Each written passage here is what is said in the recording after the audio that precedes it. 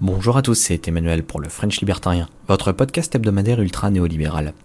Dans son ouvrage Le mythe de l'électeur rationnel, Bryan Caplan expose 4 biais que l'on retrouve chez les électeurs. En tant qu'économiste, il s'est particulièrement attardé sur les points où les économistes et le grand public, et par extension les hommes politiques, sont systématiquement en opposition. Ces biais sont le biais anti-marché, le biais anti-étranger, le biais pro-emploi et le biais pessimiste. Je vais donc vous faire découvrir ces 4 biais au travers d'une série de podcasts. Que vous soyez démocrate convaincu ou sceptique, il est important de combattre ces idées fausses qui nuisent au débat et poussent les politiques à adopter de mauvaises mesures sous les applaudissements de la population. Le biais anti-marché se traduit de plusieurs façons. Il est par exemple intéressant de noter qu'en France, tous les partis, et je dis bien tous, ont pour ennemi commun le soi-disant ultra-néolibéralisme. Chose surprenante, puisqu'après 40 années de lutte contre ce fameux néolibéralisme, il fait toujours rage, sinon plus.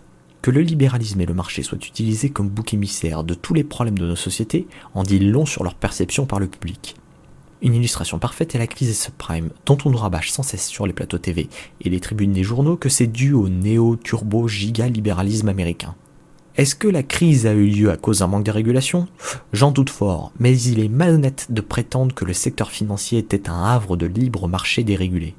Une autre manifestation est la croyance que le profit de l'un se fait toujours au détriment de l'autre. C'est d'ailleurs le cœur de la pensée marxiste, alors que c'est une erreur de raisonnement fondamentale. Un échange économique ne prend lieu que si les deux parties y trouvent un bénéfice. Personne ne décrit mieux cette suspicion que Charles Baudelaire, quand il écrit « Le commerce est, par son essence, satanique ».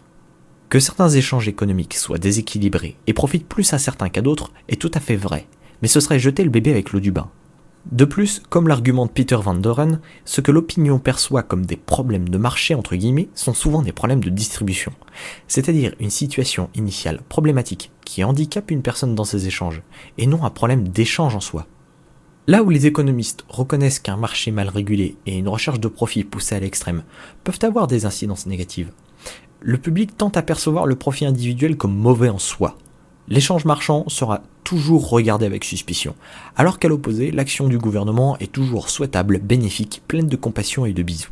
Non seulement le peuple fait preuve de 2 poids 2 mesures sur cette question, mais en plus c'est un vœu pieux. Il ne suffit pas de dire « le gouvernement va s'en occuper » pour que tous les malheurs du monde soient résolus. Ce qui est, pour faire simple, l'immense majorité des programmes politiques actuels. L'économiste démocrate Charles Schulz a à ce sujet dit un jour: utiliser l'aspect lucratif de l'égoïsme pour faire avancer le bien commun est probablement l'invention sociale la plus importante que l'homme n'ait jamais faite. Fin de citation. Caplan définit le biais anti-marché comme la tendance à systématiquement sous-estimer le bénéfice économique des mécanismes de marché. Le public tend à se focaliser sur la recherche de profit des patrons et ignore de l'autre côté la discipline que leur impose la concurrence.